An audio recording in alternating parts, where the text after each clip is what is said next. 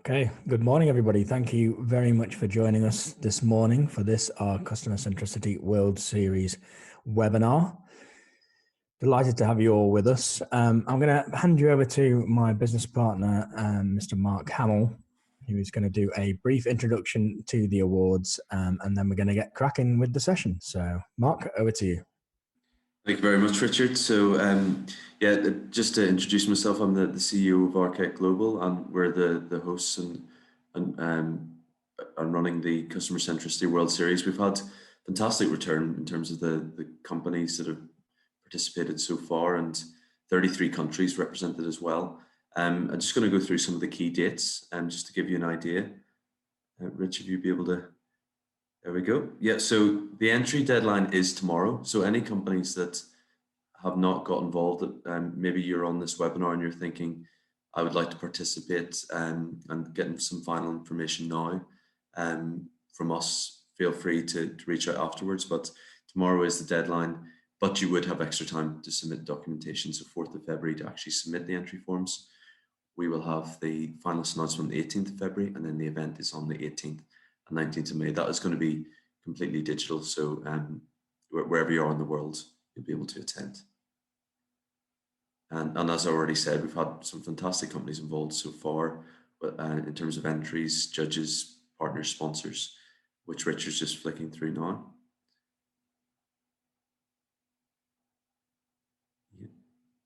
And for those of you who are not familiar with our awards process, the scoring model is endorsed by University of Chester Business School, and it is also certified by the Customer Institute. So I can assure you of an independent and fairly scored awards process. So as mentioned, tomorrow is the last day. So if you haven't entered already, feel free to visit the website. All the information is there, or reach out to me directly. And I'll hand you back to Richard, who's going to go through a few more details. Over to you, Richard. Okay, good morning, everybody. Welcome to the webinar. Thank you for joining us. I just want to start with some exciting news that one of our sponsors, InfiniPoint, are offering a free CX assessment to one person to win on this webinar. So the whole World Series is built around finding and celebrating the world's most customer-centric organizations. And as part of the lead up to the World Series, the sponsor of the B2B category, as I said, InfiniPoint, are offering one lucky winner a complimentary CX assessment. So InfiniPoint is a consultancy that helped to make customer centricity a reality for their clients. They've studied customer, product, and CX team factors that align with winning customer centricity and created an assessment which helps organizations understand their current state and how to achieve their CX goals. So the outcome of the assessment is a set of targeted and prioritized recommendations, and the CX assessment is typically the start of the formal consulting engagement, but in this case it's being offered complimentary standalone product just to help one of today's participants get a jump start on their efforts. So for a chance to win, you can head to the link below, and what I'll do is I'll send that link through to all of you at the end of this webinar as well, along with the link to the recording of this webinar. And the winner will be notified within 24 hours on our LinkedIn page. So do keep an eye on that. And we will have one lucky winner. Also, just to note, our other partner, Market Culture, are holding a webinar next week. A fantastic opportunity for you to hear from some world leaders on customer culture. And that'll be a conversational piece very much similar to today. So this brings us on to our webinar today, which is the fireside chat of Is Digital the Path to Customer Centricity? This webinar is set up as a meeting, so feel free to have your cameras on if you'd like. What we're going to do is we're going to go around our lovely panelists, let them introduce themselves, let them give their statements on this topic, and then we're going to open up the floor for a general discussion. So start thinking about what you think of this topic, what you think of this statement, and feel free to jump in once we've heard from our panelists. So let's start with the introductions. Lina, if you would like to go first with your introduction. Good morning, everyone. Thanks, Richard. Thanks, Mark, for having me today. My name is Lina Yahya, born and raised in the UAE, and working in Rackbank for the last 16 years. And in the last 5 years, I've been managing the customer experience and service excellence within the organization. So yeah, digital. It's a big topic, very, very interesting topic when it comes to customer centricity. In my view, I think delivering a relevancy, timely, and a personalized experience for customers today is no longer a competitive advantage. It's actually become an expected norm for organizations that really want to maintain a healthy growth within their company. And when we speak about customer centricity today, it goes beyond just that. It speaks about transforming an organization from simply a product-centric organization to a customer-centric organization. It speaks about moving from efficiencies into flexibility when it comes to customer insights and customer requirements. And it speaks about more of optimization.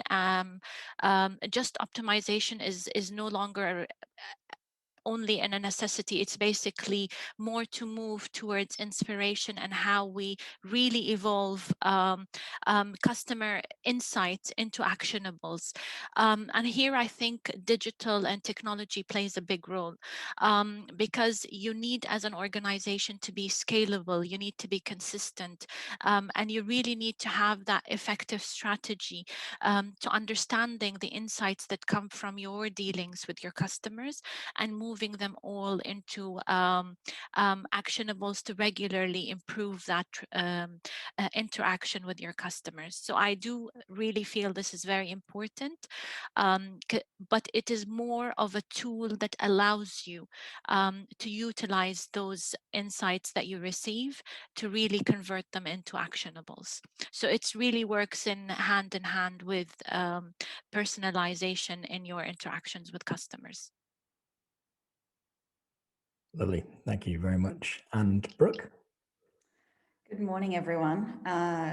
Richard, Mark, thank you for having me.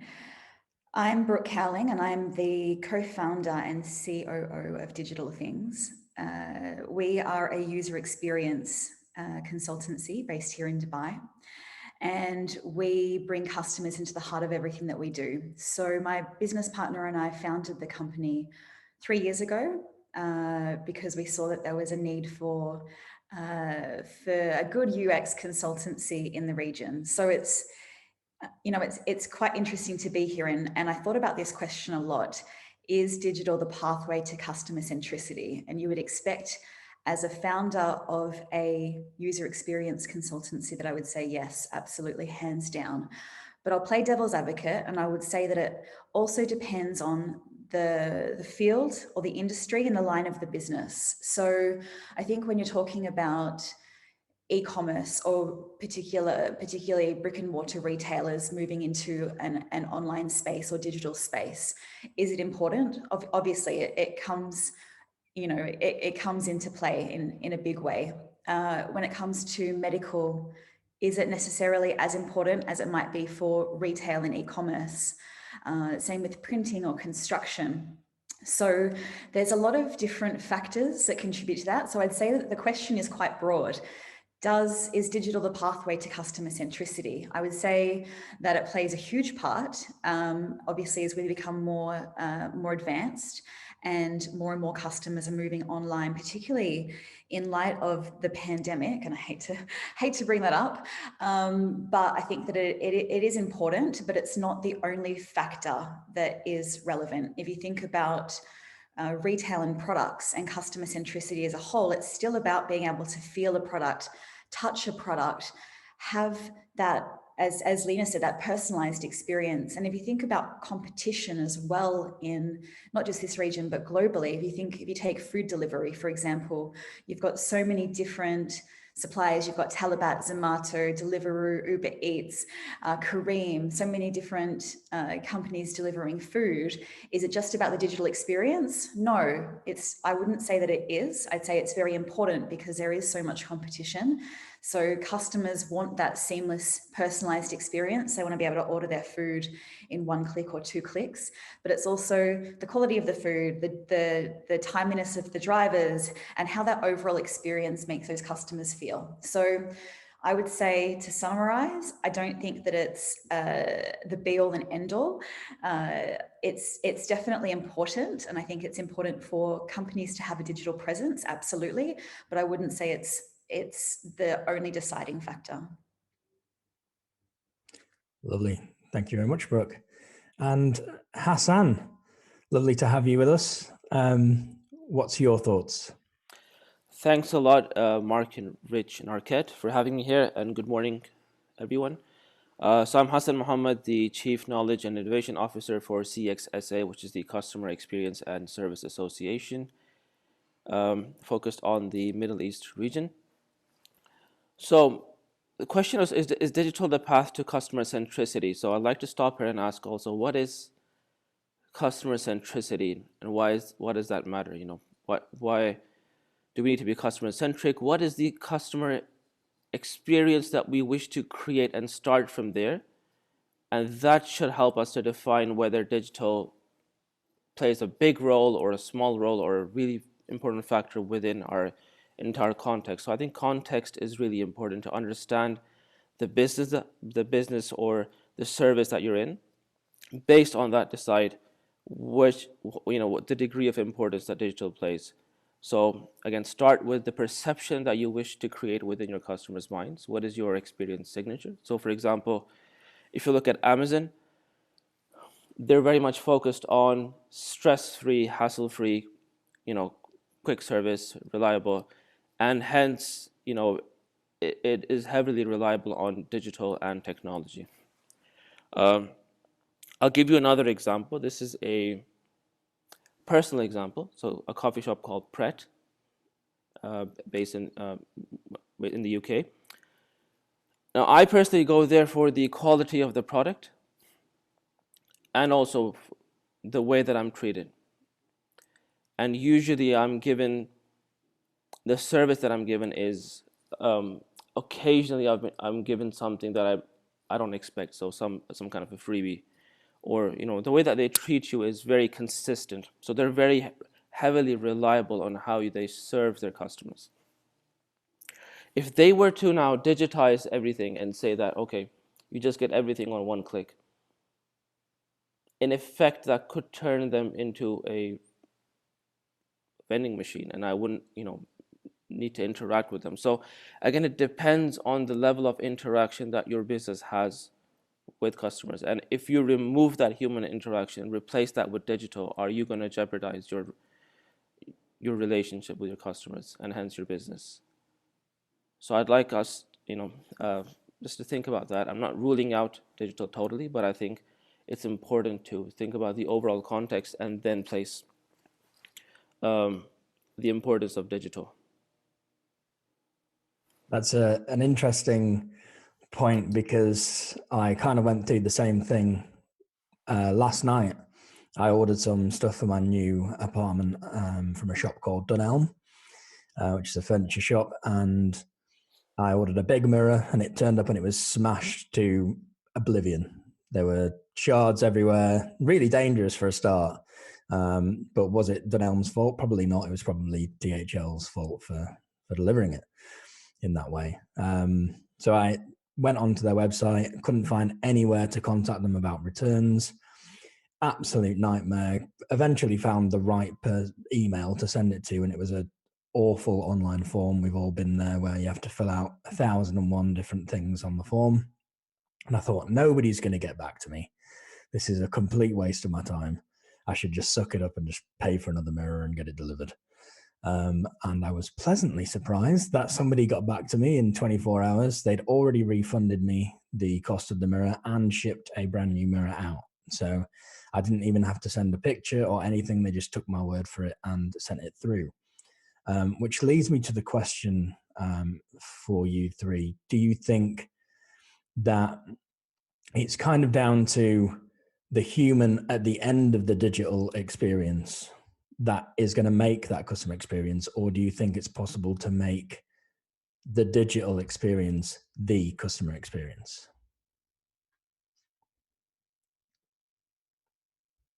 Anyone brave enough to start with that one? Maybe I can start here. So I'll give you very simple example, Richard, to your question. You know that today a lot of people just want to get answers very quickly. You know, if I have a thought of a specific question that I wanted answered, I'll go into the website and I try to find the answer. And majority of the websites would have, do you want to connect with an agent? Okay, and then you either get connected to a chatbot or an individual. Now, when you get connected to a chatbot and your answer does not get answered in the manner that you would want, here you get stuck and say, what is this digital tool helping me with? It's just delaying my time. It's just not helping me get my answer correctly. And then I end up having to call someone or send an email, etc. This is where I think digital plays a very, I would say, sensitive role. Because it's very important that organizations use digital in a way that creates that seamless interaction with the customer and knows when to connect back to that personalization that I was speaking with. It's as simple as the moment my answer is not answered or it was not being able to be answered from the chatbot, it gets transmitted into a very systematic opportunity for someone to really help me and answer my question. So I would say digital really helps, especially today. We're very connected digitally. We want everything done very quickly. We really don't have the time to spare to get answers to what we want very quickly. It's a tool to really help you create that seamless interaction and make sure you get your answers to simple questions or to requirements only if used in the right way. So in my perspective, it's always very important for organizations when they use digital to really look at how to create that seamless connectivity whenever needed with a human interaction to really make that best out of that tool that is being used. Just to add to that, what Lina was saying, I've got two examples. I would say that it depends on how well the digital execution is. So it's one thing to have a chatbot or to have an automated service, but how is it executed? Is it still a seamless experience? Yesterday, and I'll give you two examples. Yesterday, I spoke to two different banks. Neither of those banks were RAC, so don't worry, Lina. One of them, I just needed to speak to an operator, and they had an automated service where they ask you to obviously speak about the service that you want. And they say, you know, do you want personal banking? Is it about credit cards? Is it loans? And then you obviously speak to this. And what happened is I went around and around in circles trying to speak to an operator. And the only way that I could speak to an operator was by saying the word fraud. And that's when it instantly connected me through to an operator. On the other hand, so that experience for me was frustrating because while they're trying to automate that service and they're using digital, for me, the execution wasn't right. Whereas the second bank that I spoke to, the option wasn't even there to go through this downward spiral. It was straight away, we'll connect your call to an operator. And that's all I needed to do was speak to someone in person to get the answer to what I needed. And it happened, the call lasted 2 minutes and I got all the information I needed. So that's one example. And again, it comes back to the industry and the context, whether and how well the digital is actually executed. It's one thing to have a digital channel or to be trying to automate your services, but if it's not done well, it ends up leaving the customers frustrated. The other example I had was with a telcom here in the UAE. I know that there's not many, so you can probably guess which one it was. But my internet connection was down. So I was trying to speak with the chatbot on the website, but it couldn't connect me. So basically what happened is it connected me through the chatbot to an agent. And the second time that I typed, the internet connection, the server dropped out. So there was no way for me to actually communicate about my internet issues through online channels in this instance because my internet wasn't working. And at this point, you do have to call, you're forced to call. So there's always, there's things that you need to contend with, whether or not it's connectivity, whether or not it's the execution of the digital element. So I think businesses really need to think about these things, what they're trying to achieve, and just still think about the best result, and whether or not that's having a person at the end of the phone to take your call and to help you in real time, or it's a digital experience. It depends on the context. I don't think you can definitively say that yes, digital should replace a customer service agent or a human being at the end of the day. It really depends on the field, the industry, and the context. But that was just 2 examples of experiences that I had recently. So, yeah. Thanks. I think I really like the comments coming from Brooke and Lina. Agree, it depends a lot on context. So I'll just take this a bit further. So I think digital is certainly the number of digital tools and technology available. There are lots of things that we can do with them. Again, it depends on the context, and it depends on how can we use digital to aid our people and deliver great services. So we've been looking at working with government in particular here in GCC, in Saudi Arabia in particular. What we've noticed is that what people really want is from government services, let's say, is, quick responses, reduced effort, hassle-free service, along with some compassion and empathy where it's required. So it's very much about solving problems on the spot quickly. In this case, digital does play a huge role, on automating, digitizing journeys, saving time for both the customers as well as the organization. So we're looking for ways where we can have minimal interaction where it's not needed for both the customers and people working within the organization. And certainly digital does have a big part to play in this kind of journey or experience. So once we have established that digital does play a key part in delivering a desired customer experience, we need to have an understanding also as CX professionals of how does digital work. What are things such as user experience, UI, how do IT teams work? How can we translate customer experience in the language of technology people, digital teams? How can we drill down journeys into very specific requirements for these teams, learn their language? So I do believe digital is playing a big role, and it's going to continue to play a big role. And as customer experience professionals, we should invest some time to understand how digital technology works, and how we can, be the glue in between digital teams and the CX teams and really bridge the gap between translation and understanding.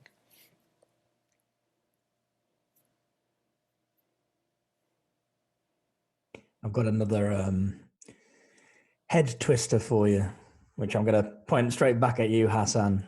You're talking about empathy. Is it possible to be empathetic through digital, or does that need to come from a human? So empathy is understanding what the other person is, what the customer is going through, feeling, and responding accordingly. Can digital be used to do it?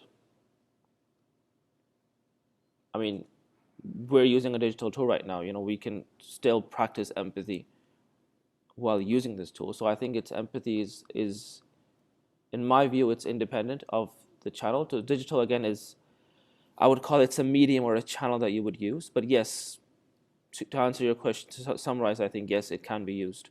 I'll give an example of, give an analogy here is, let's take the analogy of a product designer who's been given the job of designing and producing a chair.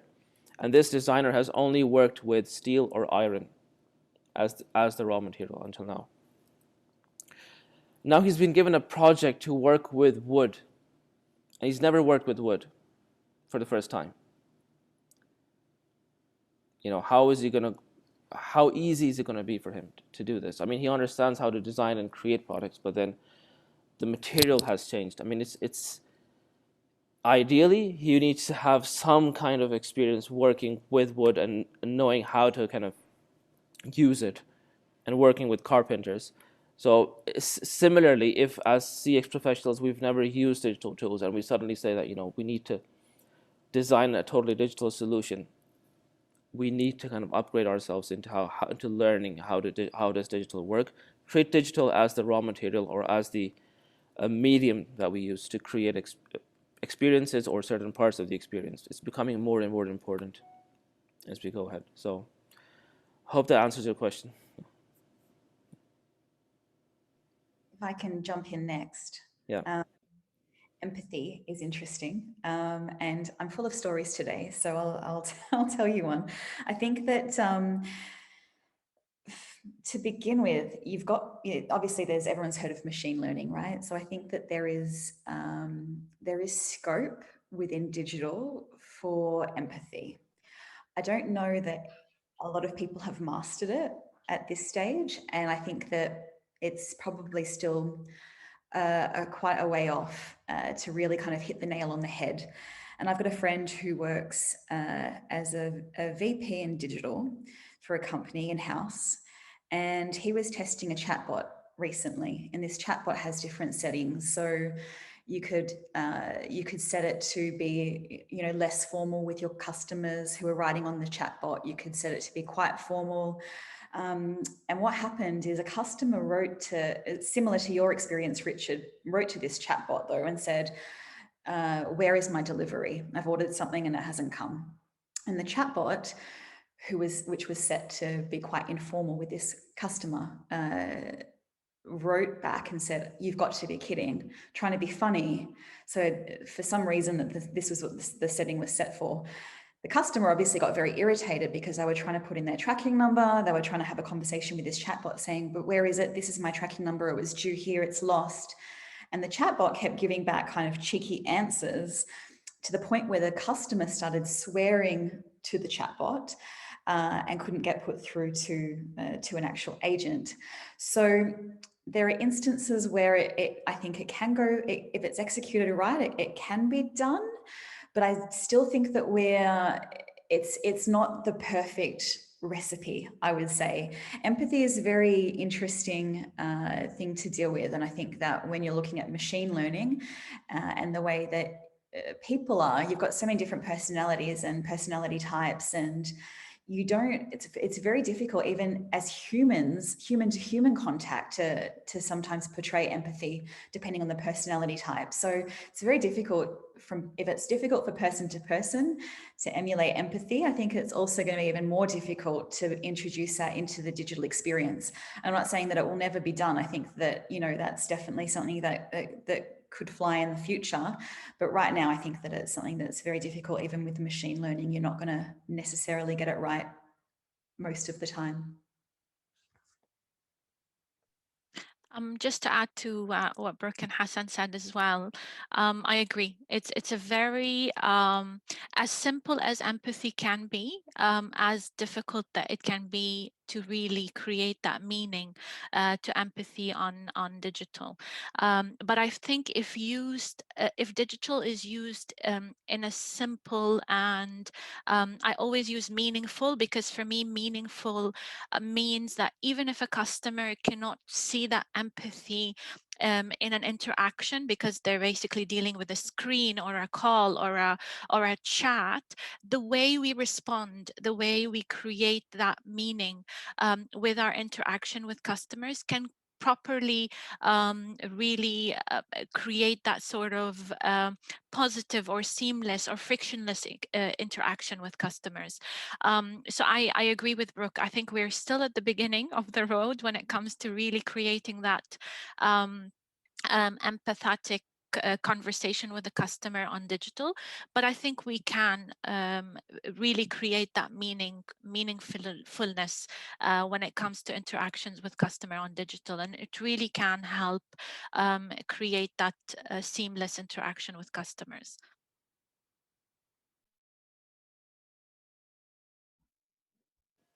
Yeah, I think that's a really important point. Just not forcing it and Yeah, absolutely. I mean, the thing just to add to that as well, I was just thinking, I think the empathy part has to be built into the process. Surely, the humans that are building those processes have to be empathetic, and it goes back to like when you're testing a website, testing a product. You know, I think that's building empathy. How does that make you feel? How did the individual customers that were testing that? What was their experience? And then I think that's the element that can be controlled right now, from what I can see. But I liked all the analogies and examples that you gave as well. And I think everyone's had a sort of chatbot story of their own at some stage. So it's becoming even more so, I think, in 2020 certainly. So, but yeah, the empathy has to be built in process, I think. Yeah, and Layla, sorry for interrupting, Rich. Point in the chat just saying that chatbots should really only be introduced with simple requests that can be easily solved, and for a more complex issue, it really should be human interaction. And it should be seamless between both. So I do agree, maybe complicated that things cannot be answered on chatbot, but it can be that seamless interaction so that you don't divert customers multiple times to different channels. I think that's important to note. Yeah. And it's the objectives as well, isn't it? The end goal is the thing that customer centricity is the end goal, surely, for most companies. And if the objective of an organization to go digital is purely to cut the human element of it, I don't think you're going to succeed. If you're going to cut costs on the human element, you're never going to reach customer centricity, really. So the objective has to be customer centricity, and if that's not the case, then you're not going to get there. And there's plenty of examples of companies that are shedding staff and their experience is going down, but there's ones that are doing the opposite because they know that they've got the right objectives in mind and know how to get there. So it really depends. I think that's the first thing that was said by you, Brooke, was like, it depends, doesn't it? So in terms of the industry, the products that are being sold. So. Absolutely. And I think as well, it's for those companies that are cutting headcounts and moving to digital, I think that if they do it really well, I think what works well in digital when it comes to automation for chatbots or for, when a customer thinks they're actually speaking to a person, but they're actually speaking to a machine. And there's not many businesses that have been able to do that. And I think at the end of the day, you're still going to need a customer unless you're really, really advanced. And the machine learning that you have in place or the systems that you have in place know everything about the customer and the account, and it's super advanced. You still need a person at the end of the day to bridge that gap. It's an interesting one. Absolutely.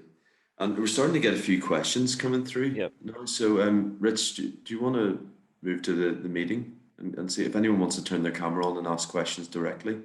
But we'll go through those questions that are there now, if that's all right. So we've got one from Ranjani. So it also, yes, Lila, that it also means there is no full utilization of a digital channel completely. So does it make sense to invest so much to implement digital channels or to automate in general? Is there anyone that would like to take that question? So it's essentially asking, does it make sense to implement digital channels or automate? I suppose that goes back again to depends on the industry and the product, right? I think, sorry. No, go ahead, Brooke, go ahead.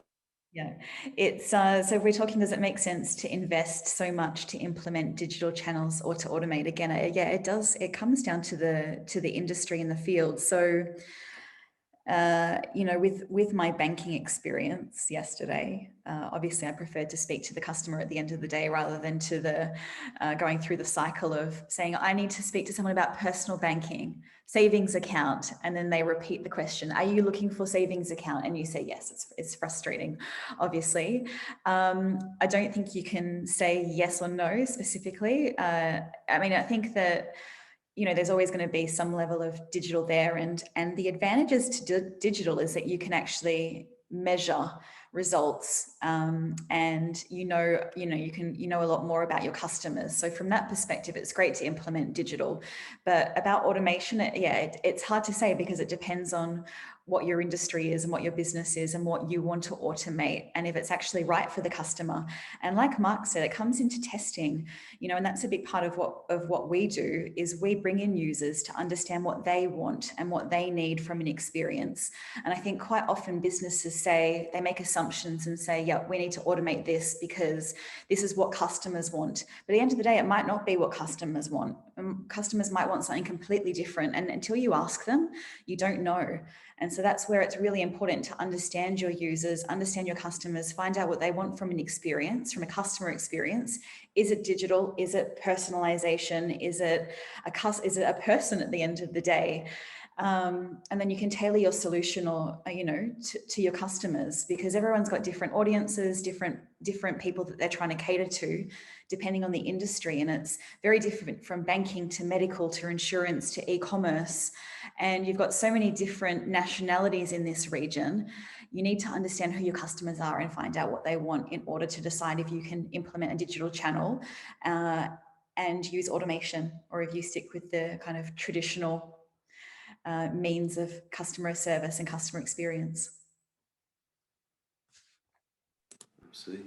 Hassan, do you want to add to that? Great. Yeah. Just wanted to add to that. So I think Brooks covered pretty much everything there, but I'll just add an example there. So I flew into the GCC using a local airline, and I had to change my flight date because of. So I flew in from the UK because of whatever's happening in the UK at the moment. I didn't want to go back. So I had to change my flight date. The simple thing was just to go online and simply make a change. That's how it works. Tried to do that, didn't work. Tried calling the call center 2 times, 3 times, 4 times. No one picks up. It keeps leading me to different directions, but there's no answer. So the third option was, again, to go to the office. And I went to their office, and this is I won't take the name, it's a big GCC airline. And then, in the office, I had to spend at least 3 hours just to get this done. And at the end of the day, they said, we still can't change your flight ticket. All you can get is a refund.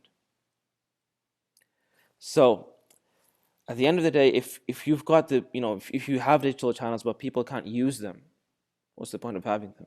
So I think we need to realize customer needs, what do customers want, but also as a business, what kind of signature, or how do you want to stand out? What kind of statement do you want to make? Are you a hassle-free kind of business? Do you want to make things easy? So, for example, British Airways makes it very easy for people to make changes online. That's what I like about them. Whereas in this instance, it was a big struggle just to get anything done. So if you have digital channels, you need to make sure that you utilize them and that the customers can use them.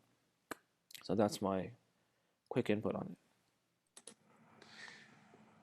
Yeah, brilliant. Do you want to add anything, Lina?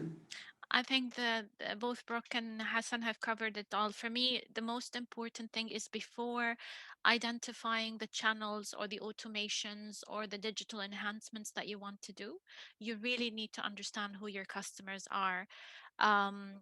What are their personas? What are they looking for? How do they want to interact with you to obtain the products or services that they need? And then you create your digital strategy, your human capacity, etc. So it's very important first to understand your customers first before you do anything, and that's how you really utilize the right automations, because you're really doing it to enhance your customer experience rather than just be up in the game when it comes to innovation.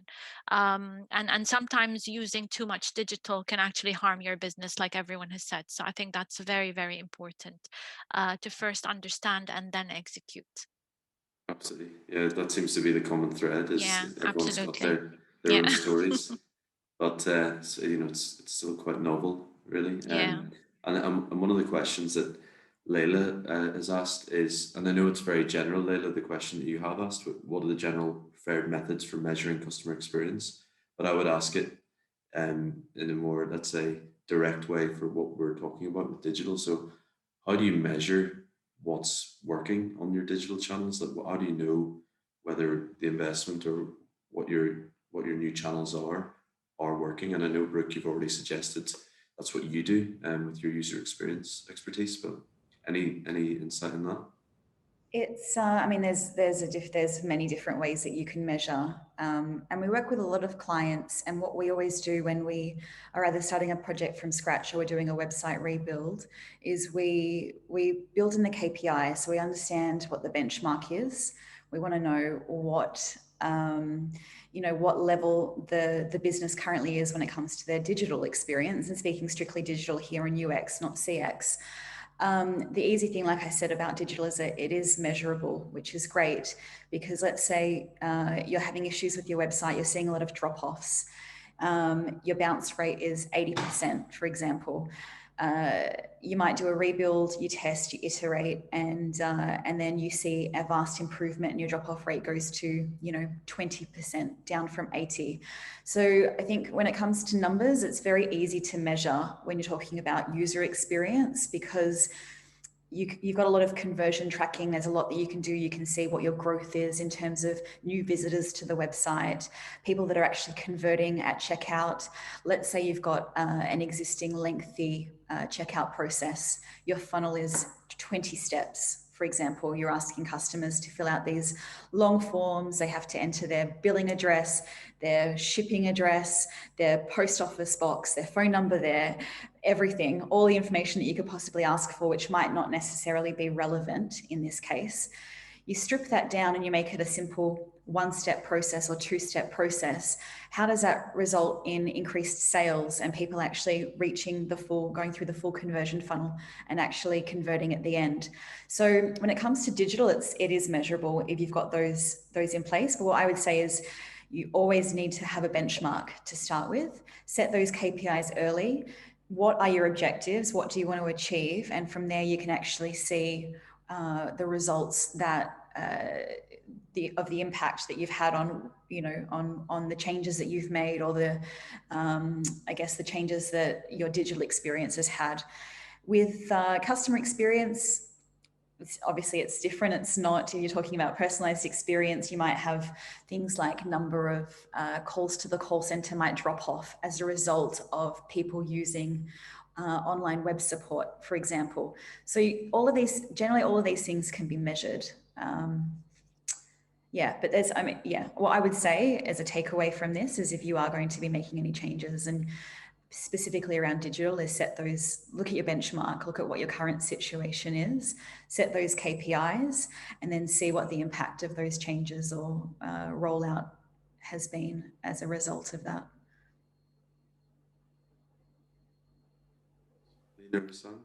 Yeah, just adding to what Brooke has said, I think that's great. I mean, so things like, for example, if you're improving the communication on your website, does that lead to a lower number of queries in the call center? Because so linking kind of the digital to actual metrics that can be evaluated. So I think there's a lot that can be done.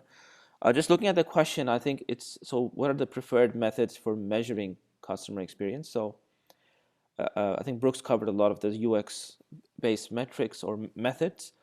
I don't know if maybe the question referring to generic methods for measurement. The only thing I'd like to say is just whatever you measure, make sure that you also take action on it.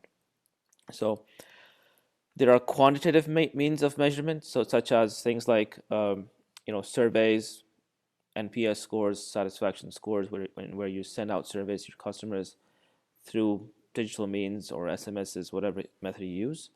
And then there are qualitative means of measuring or capturing research in terms of CX, which is more of observations, face-to-face. We spoke about empathy, so going through the whole exercise of being a customer yourself, and through that process, you can potentially identify a number of areas to improve the customer experience just by going through it yourself as a customer and asking your colleagues to do the same. So yeah, I think generically speaking, those are some methods that can be used to measure CX and do some research.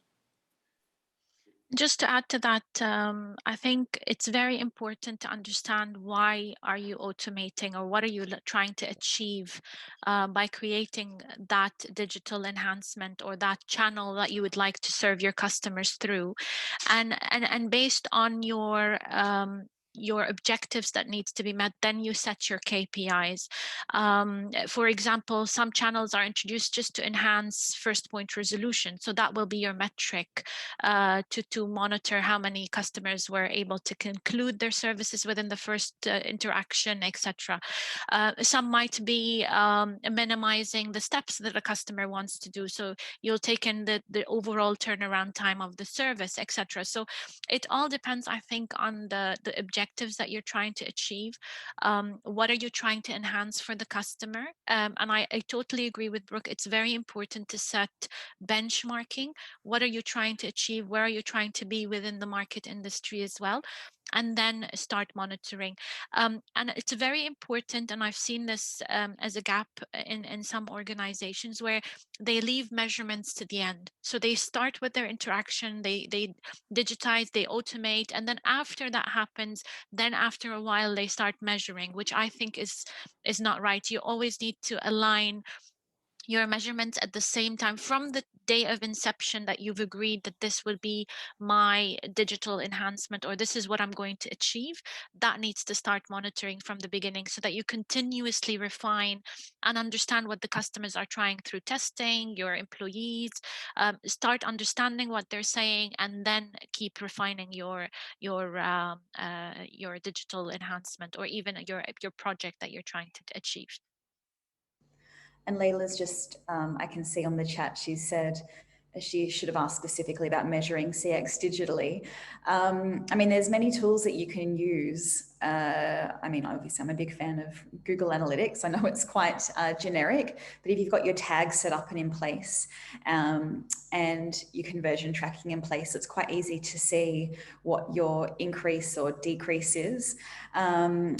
Yeah, there's a lot of different tools that you can use to measure. There's automated tools where you can actually watch videos of customers engaging in your website, for example, and the flow that they go through, so you can see their cursor movements and the pages that they go to. There's heat maps technology where you can actually see where customers where their cursor has moved on the website. I know you're talking specifically about CX digitally, but if you're talking about digital experience online, that's what I'm talking about. There's definitely measurements that you can use in store.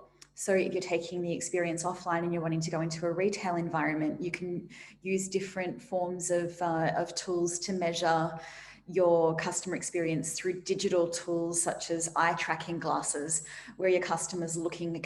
Can they see your wayfinding signage? Can they see your price points? Can they see what you want them to see through eye tracking glasses and technology? And then obviously from a non-digital channel to measure CX, obviously there's typical types of research that you can use. And I'd say qualitative research is really good to understand and to measure how your customers feel about the overall customer experience, not just the user experience. But at the end of the day, nothing beats actually speaking to your customers to understand what it is that they want and how they found the experience. But to answer your question, Layla, there's many methods that you can use to measure digitally, whether it's in store, it's online, and it all depends again on your KPIs and what you actually want to measure and look at. Brilliant. Thank you very much. And I think we've got time for one more question. I know there's a few more within the chat, but and it's very direct to you, Hassan, but I think everybody else should be answering this. So what digital skills do you see becoming essential in the toolkit of a CX professional? Yeah, sure. So great question. So I'll start off by saying, as a customer experience professional, who are you likely to be working with within your organization? So is it product teams, IT teams, customer service, call center? So try and understand how these teams work. So it could be with product, for example, you need to have good understanding of how front-end design or UX works. It could simply be looking at the design thinking methodology. understanding how to apply, journey mapping and service design simply to creating digital products. How does that whole end-to-end thing work? If possible, ideally, you could also learn some kind of coding, or how does development work? How do developers work? Ideally, that would really help. Again, call center, things like chatbots, technology, VOC, voice of customer solutions. What are things available outside? How do they work? I mean, there are lots of things. The more you do, the better it is, I would say. Try and immerse yourself in the digital world, understand how it works, and essentially, again, I would say UX, front end, UX design. If possible, try to learn how coding works, if not coding itself, and again, technology and chatbots and all that, and just look at your organization, see where digital is used most, and how can you could simply start by just work shadowing, looking at how your employees work, and understanding where are the gaps in translation, and moving from there. Lina or Brooke, would you like to add to that? Yes. You know what? I mean, Hassan's pretty much summarized it. The question is, what digital skills do you see becoming essential in the toolkit of CX professionals? And there's basically it depends on what your role is and what area you want to move into, because there's a lot of different roles that you can play within this. Even in my organization alone, we have someone who's a project manager, but has experience in digital and user experience specifically. You've got research, and you've got research specific to user experience and CX, qualitative and quant. You've got user experience designers. You've got service delivery, you've got interaction designers, you've got developers, front end, back end, full stack. There's so many different skill sets that are involved in the user experience journey. So I think it's good. I mean, it's always good to have a kind of broad understanding in CX about how these roles fit together, because in my company they're all very separate. So we have UX and research combined. So my researchers understand UX and they can speak to users, and they can also wireframe. Our UI is very separate. We have our designers who take those wireframes and they design. Then we hand off to development. So we put it into a development tool and we send it off to dev. But then my UI designers understand how the front-end development works. So it's good to have a kind of understanding, an overarching understanding of the full kind of end-to-end digital experience, how that works, and the roles that these people play. You obviously can't be a specialist necessarily in all of these areas unless you study forever and you're shadowing lots of people and working in the industry. But I would say what's missing in this region, where there is a gap, is true user experience professionals. And I think we're getting a lot of talent coming in from international markets, more mature markets.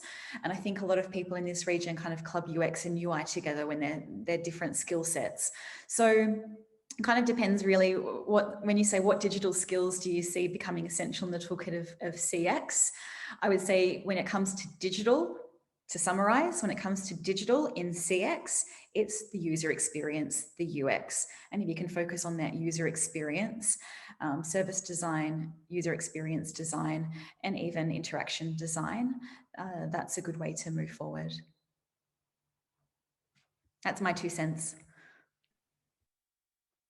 Finally, Lina, I think this is the last one. We're about to run out of time, so I think both Brooke and Hassan have covered it perfectly.